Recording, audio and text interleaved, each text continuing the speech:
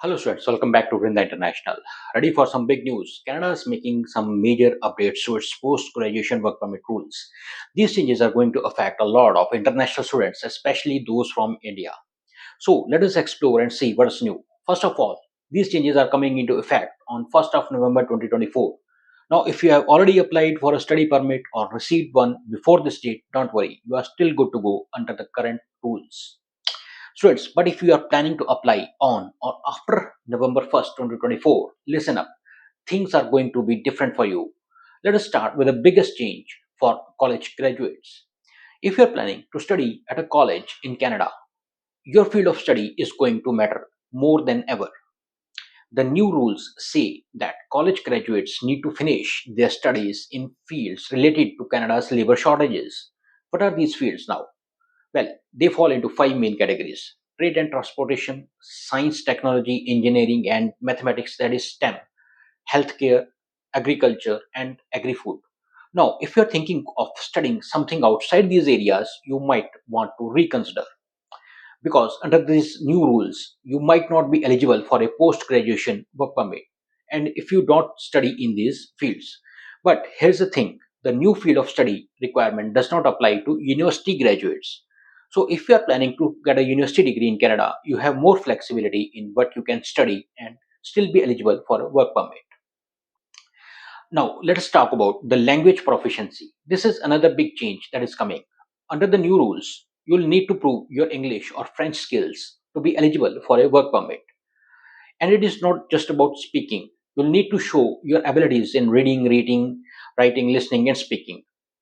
The level of language skills you need to depends on what kind of program you are in. If you are getting a university degree, there is a bachelor's, master's, or doctoral degree. You need to show a language proficiency level of CLB 7 in English or NCLC 7 in French.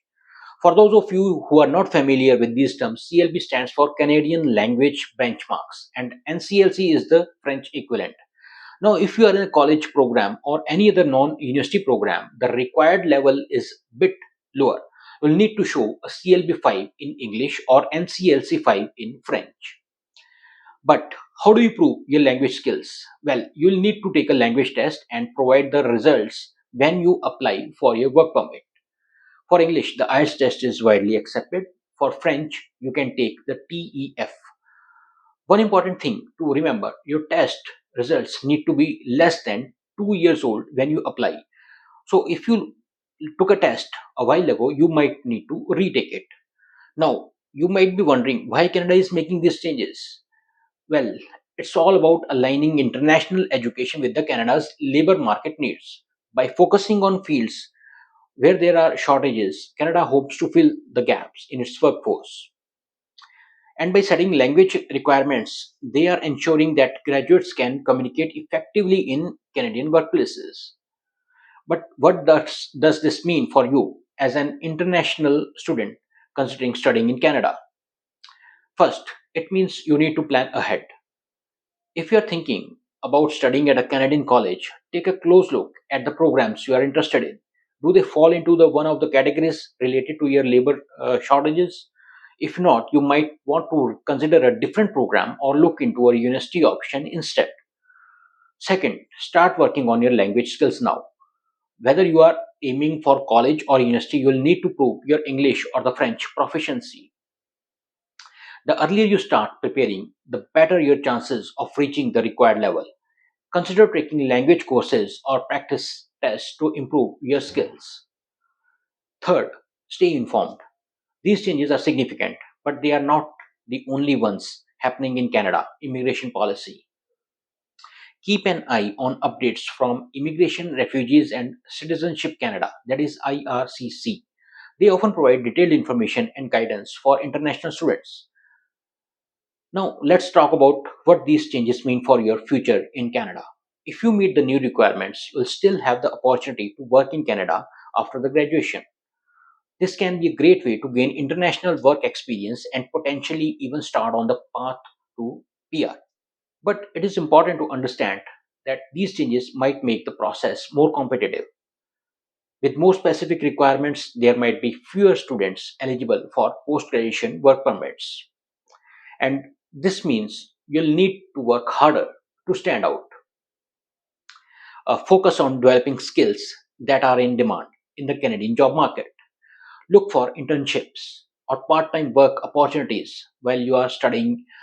Build a network of contacts in your field. All of these things can help you succeed even with the new stricter requirements.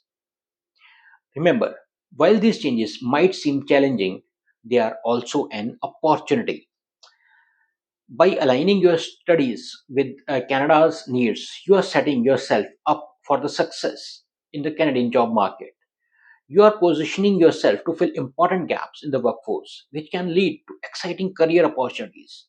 And by improving your language skills, you are not just meeting a requirement, you are gaining a valuable asset that will serve you well in international career. So, what you should do now?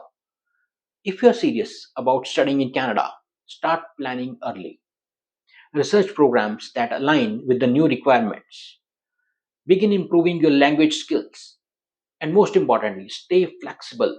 The world of international education is always changing, and adaptability is the key. Now, I want to hear from you. What do you think about these changes? Are they making you reconsider your plans to study in Canada?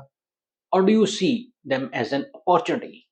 Leave a comment below and let us discuss. And if you found this information helpful, please give the video a like and share it with your friends who might be considering studying in Canada. Don't forget to subscribe to our channel for more updates on international education and immigration policies. Remember, knowledge is power, and especially when it comes to planning your education and future career. Stay informed, stay prepared, and you will be ready to make the most of your Canadian education experience. Until next time, keep dreaming big and planning smart. Thank you for watching the video.